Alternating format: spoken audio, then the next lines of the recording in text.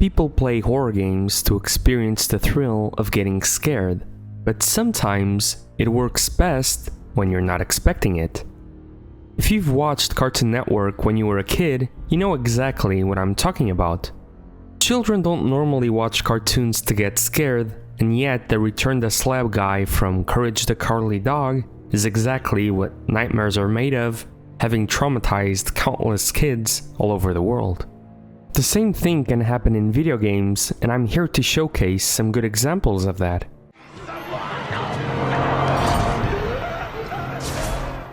We're going to do this chronologically, so let's start with an N64 classic, Super Mario 64. I'm not exactly the biggest Mario fan out there, but the inclusion of Mario 64 in this video makes a lot of sense when you put things into perspective.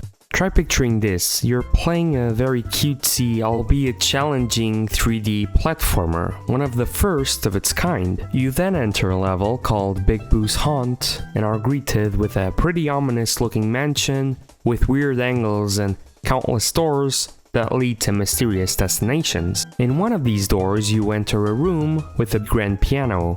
You don't think much of it at first, maybe it's actually a platform you can use to jump to a higher level or something. What happens next though is something you wouldn't expect from a Mario game. The fucking piano has teeth and tries to eat Mario whole. A train just broke through a fucking kitchen and you spilled the coffee in your fucking... Obviously it doesn't seem all that scary in a vacuum, but I imagine a lot of kids stopped playing for a while after this scene.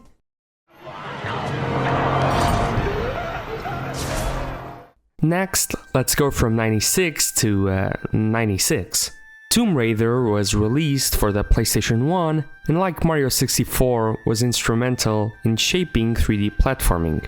Of course, Tomb Raider was more of an Indiana Jones type adventure, but with a darker atmosphere. The game sometimes bordered on survival horror, even though they were pretty much still action platformers. But I guess you could say the real horror are in those controls. Tomb Raider fans, don't kill me, I like Tomb Raider. In the third level, called Lost Valley, you're playing through a pretty intricate level, trying to progress with puzzle solving and challenging platforming. It's pretty much the level that filters Tomb Raider fans from a lot of people that quit the game at this point, due to its challenging mechanics and complex level design. At this point, you've fought against a few wolves and even a couple of raptors, but nothing prepares you for a full-fledged T-Rex. While you can eventually kill it, the normal reaction to this is to instantly panic.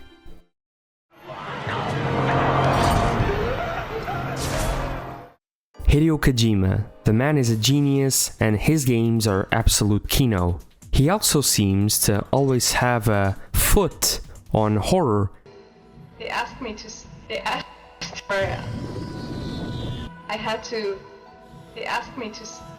to scan my, like underneath my feet for a reference when I was at Kojima Production. The first time I truly noticed this was right before the first fight with Grey Fox. In this sequence, we enter a hall and find numerous genome soldiers murdered in gruesome ways. The game obviously has a lot of violence, but nothing like seeing a lot of corpses with their ribs cut by some kind of sharp blade. There's also a lot of blood on the floor and the walls, but what makes it truly terrifying to me is the soundtrack and the bizarre voices you hear when progressing through this area.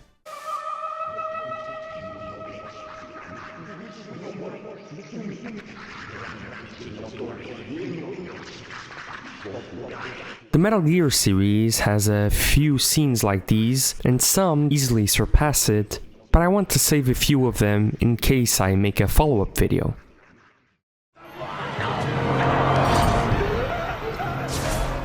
Now let's go forward a little bit to 2007. Naughty Dog were mostly known for their polished 3D platformers, but with the coming age of HD graphics, they ventured into more action territory. Uncharted was meant to be a fun but more mature approach to Naughty Dog game design, and the first game showcases this beautifully. While the subsequent games in the series ended up being big improvements, the first one had a lot going for it, with likable characters, a compelling cast, and gorgeous visuals.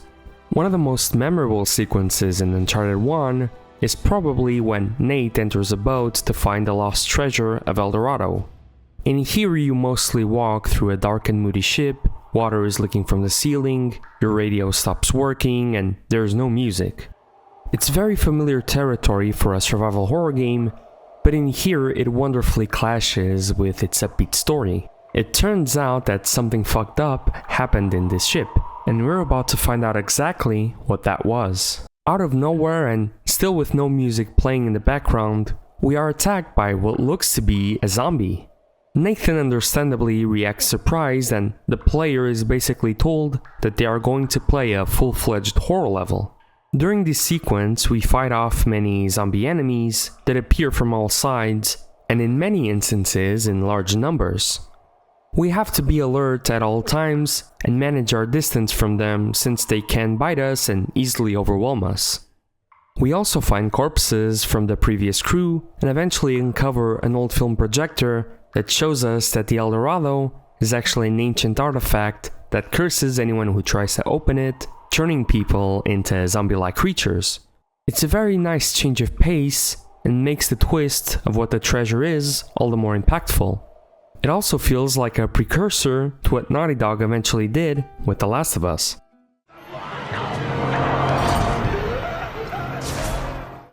Finally, I want to talk about one of my favorite games of all time, Batman Arkham Asylum. Batman as a series is very influenced by horror films and stories.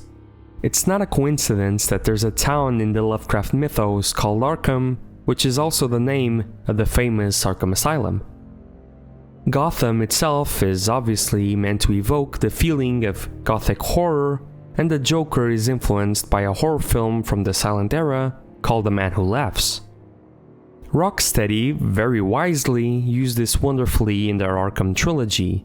These games, while not horror per se, have countless nods to the genre, and a perfect example of this are the Scarecrow sections in Arkham Asylum. At a certain point during the game, Batman exits an elevator only to find Arkham patients acting in paranoid fashion. We even get a good old jump scare.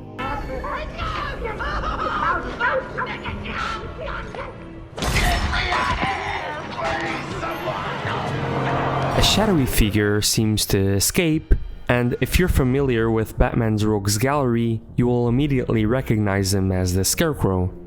This villain uses fear toxin to make people hallucinate the things they are most afraid of, which makes him a very emotionally compelling villain for a lot of Batman story arcs. Eventually, we find Jim Gordon dead, and it seems that Bruce lost one of his dear friends. One thing is very noticeable though, Batman's eyes are now red, which indicate that things might not be as it seems. The screen tilts and we enter a morgue. In here we find nothing but creepy whispers telling us to go back.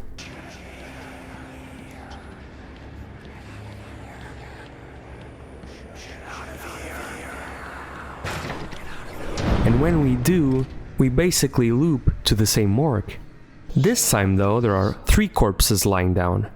Examining them shows us Bruce's parents, telling him that they died because of him, and lastly, Scarecrow finally shows himself. We enter a very different type of level that only exists during these sections. We see things in a 2.5D perspective and progress by avoiding Scarecrow's gaze. We turn on the bat signal at the end as a way to symbolically fight against his toxin and manage to escape. Well, for now. This isn't the only time we fight him. At a certain point, Bruce relives his parents' death, because every medium has to have a scene with them dying, and later the game plays the most terrifying trick on the player. To give you some context on why this was so effective at the time, the original Xbox 360 and even the PS3 were kind of notorious for having faulty hardware. To keep in perspective, the 360 has like a 50% fail rate, which is simply unacceptable for today's age. So at the time, people were genuinely afraid of having the dreaded Red Ring of Death, me included, and so the game decides to fake out a graphics crash, making you think your console is toast. You then replay the beginning of the game, this time as the Joker in place of Batman, which makes you eventually understand that the game is just messing with you. Jesse, yo Mr. White! Right. You eventually understand that the game is just messing with you. Joker eventually kills bats, and we get a prompt saying we have to use the middle stick, whatever that is, to avoid the shot. This is obviously also a trick, as there is no middle stick, at least not in the controller.